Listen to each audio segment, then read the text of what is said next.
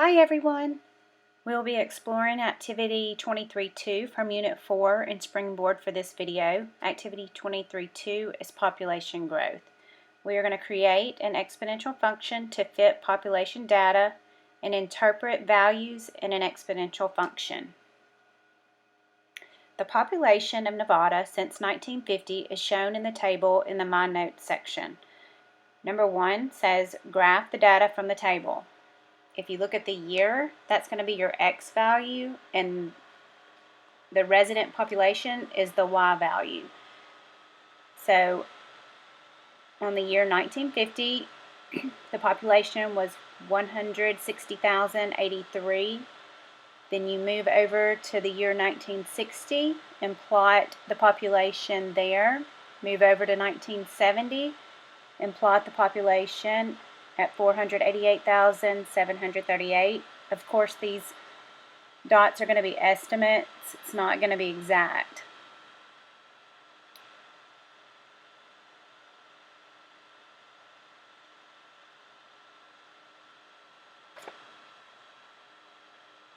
And 2000 is going to be around 2 million people. So connect your dots, draw your curve.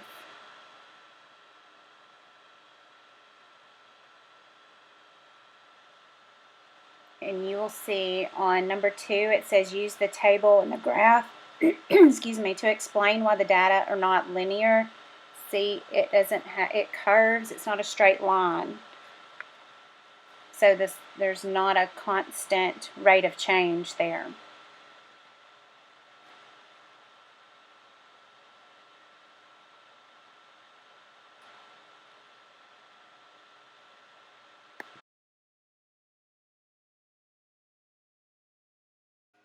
(3A) says complete the table by finding the approximate ratio between the populations in each decade. So decade since 1950 is on the left, and then the population is in the middle. So we're going to find the ratio. You're going to take the population in 1960 and divide it by the population in 1950. So 285,278 divided by 160,083 people, and you get approximately 1.782. We're going to follow that example going all the way down. So you're going to take the population in 1970, divide it by the population in 1960. You get approximately 1.71. Take the population of 1980, divide it by the population of 1970, and then you get approximately 1.64. Population in 1990, divided by the population in 1980, you get approximately 1.5.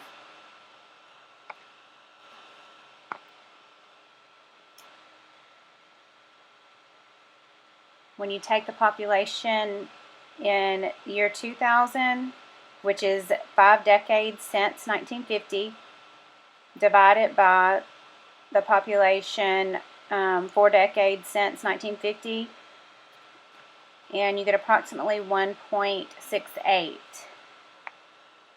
B says explain how the table shows that the data are not exponential.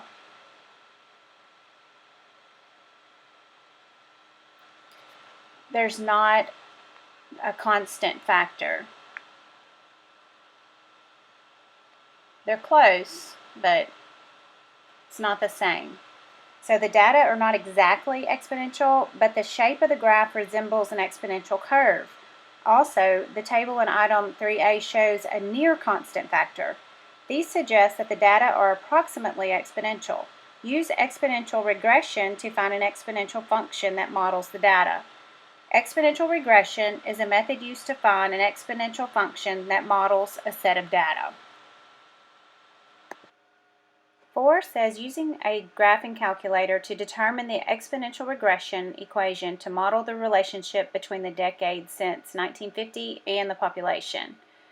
So not every classroom has a graphing calculator, so we're going to be using Desmos for this lesson to finish up the rest of this activity. Here we are at Desmos.com, and we're using the graphing calculator function. So if you click on number 1 and hit the plus sign, we're going to want to add the XY table, and we're going to put in the values. So we're putting in 0. We're using the values from the table on the previous page.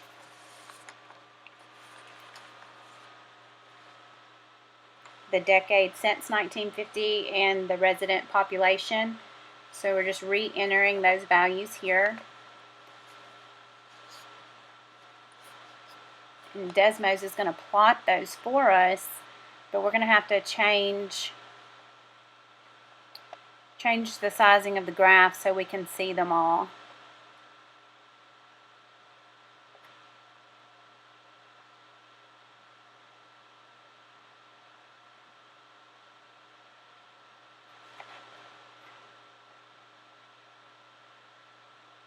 Let's move over to the right, and then you're going to click on the x-axis, and you notice that the domain is from 0 to 5, so we're just going to go -2 so we can see a little bit more than we need to, and 10 is fine. And then on the y-axis, our range, we want to start below 0, so we'll go from -2 so we can see a little bit more to, if you look at our y values, it is almost at 2 million. So let's go above that some. Let's put 2.5 million. And now we can see our plots from our table. We want to be able to get our line. So we need to click on number 2 to create a formula that's in the form a times b to the x. We're going to do that by hitting Y1, then the ABC button. We're going to do the squiggly line, click that. When you type Y sub 1, all you have to do is hit the 1 and it'll make it a subscript for you. And here is the squiggly line, and then hit 1, 2, 3 again. That'll take you back.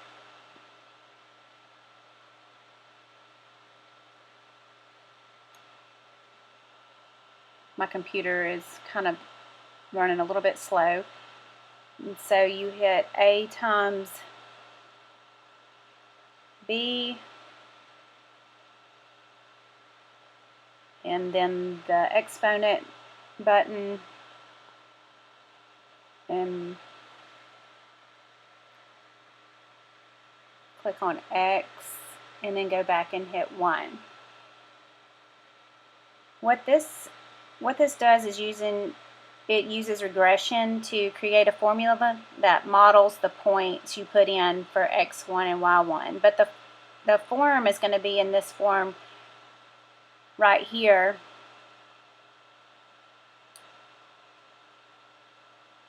A times BX. It creates the values for A and B. If you see the A and B right here, those are the values it creates that we need. So in problem number 4A, it's going to ask for those values, and so we have them. Now we can click on 3, on line 3, and type in Y equals A times B.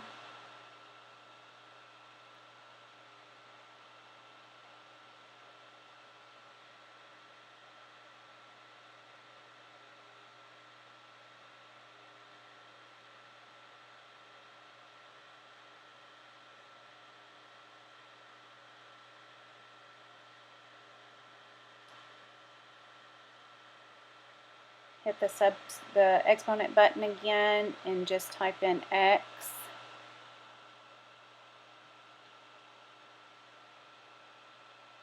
You don't have to retype the a and b values because Desmos already remembers what they are. Okay, we want to hit the edit list and then create a table or convert to a table button, and we can replace these x values here with a number and it'll predict the y value. So that's how we use Desmos and regression to create exponential function that goes through the data points. And we're going to put in the decades past 1950, so 1, 2, 3, and 4. And it gives us a line of best fit, which is almost pretty accurate.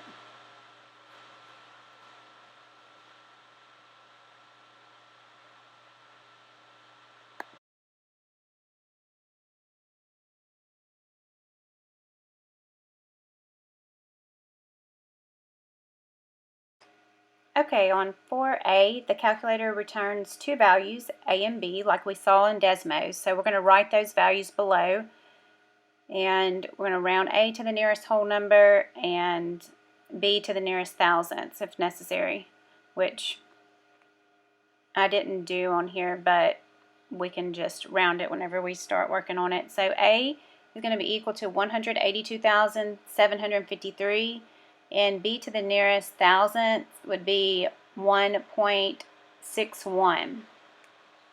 B says the general form of an exponential function is y equals abx.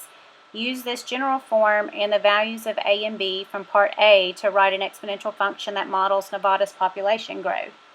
So that is the formula you would use. That's the function there. Took A times B, that's AB to the x. And then using a graphing calculator to graph the data points and the function from part B, sketch the graph and the data points below. Is the exponential function a good approximation of the data? Explain. But remember, when we use Desmos, we're just going to put the points, the data points it did for us. I'm going to put them back on here. And each of these on the left side for the y values, that's 10 to the 5th is going to be 1,000. So 1,000 times 4 is 400,000, then 800,000, 1.2 million, 1.6 million, 2 million, and 4 million. And on the x-axis, those are going to be the decades past 1950. So when we put in the data plots, you see that, yes, the graph is very close to our data points. Number 5 is, what does the value of B tell you about Nevada's population growth?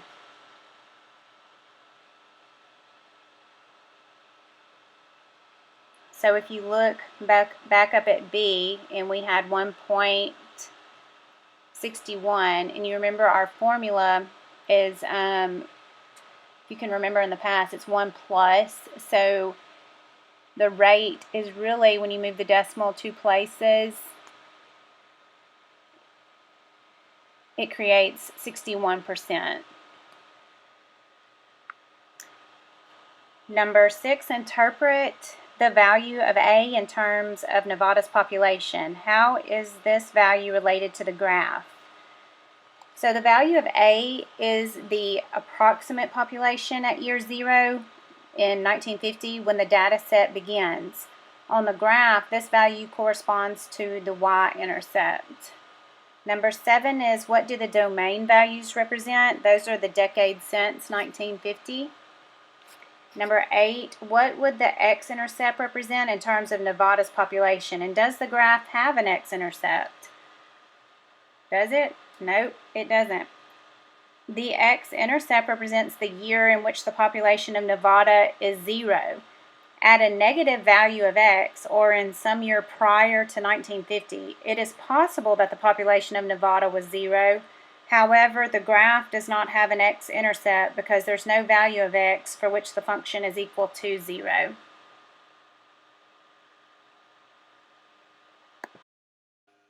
Number 9, describe how to estimate the population of Nevada in 1995 using each of the following. So A says the function identified in item 4B. So if you use the function, it's because 1995 is 4.5 decades from the year 1950. So if you subtract, you'll get 4.5. You would evaluate X is 4.5. So that's what you would put in for the X value. B says how to estimate the population of Nevada with the graph of the function. You identify the point on the curve whose X coordinate is 4.5 and estimate its Y coordinate. I'll show you that on Desmos in just a second. And ignore my error message, sorry. And then we're going to estimate the population using a table. So you just examine the table and determine the corresponding Y value when you put in X is 4.5.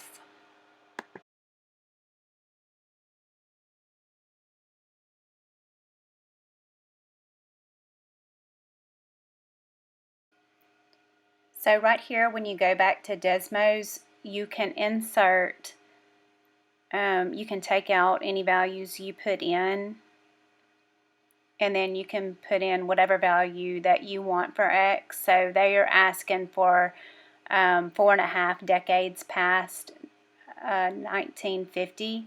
So all we have to do is enter 4.5 right here, and you will see it will plot that data point and give you an estimated Y value.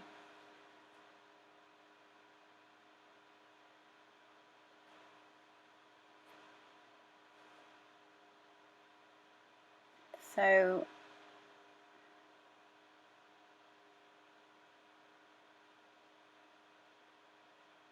if you look right here, between 4 and 6, halfway through is 5, and halfway between 4 and 5 is 4.5. And go up, and there's the data plot, and move over to the Y axis, and you will see about between 1 and 2 million.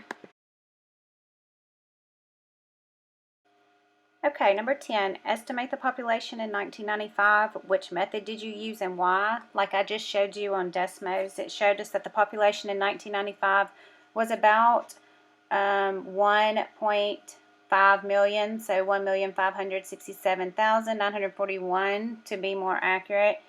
So I showed you that when we used Desmos, we replaced the X value to get the Y value, the population. Which estimate do you think is likely to be more accurate? Your estimate of the population in 1995 or in 2010? Well, in 2010, it was about 3,209,854. And in 1995, the estimate is more accurate because it assumes for 2010 that the population continues to grow at the same rate, and we don't know that that's true. So the function for the growth rate of Nevada's population estimates the growth per decade. You can use this rate to estimate the growth per year or the annual growth rate. So number 12, let n be the number of years since 1950. Write an equation that gives the number of years in X decades. Solve your equation for X. So n equals 10x, and to solve for X, you would just divide 10 by both sides. X equals n over 10. So number 13, we're going to rewrite the function that models Nevada's population from item 4B. So we rewrote it, and then we're going to replace the X with the expression for X that we just did in number 12. So it would be n to the over 10. And then 14, simplify to write the function in the form y equals abn. Changed those numbers to what we used in Desmos to make it more accurate. And so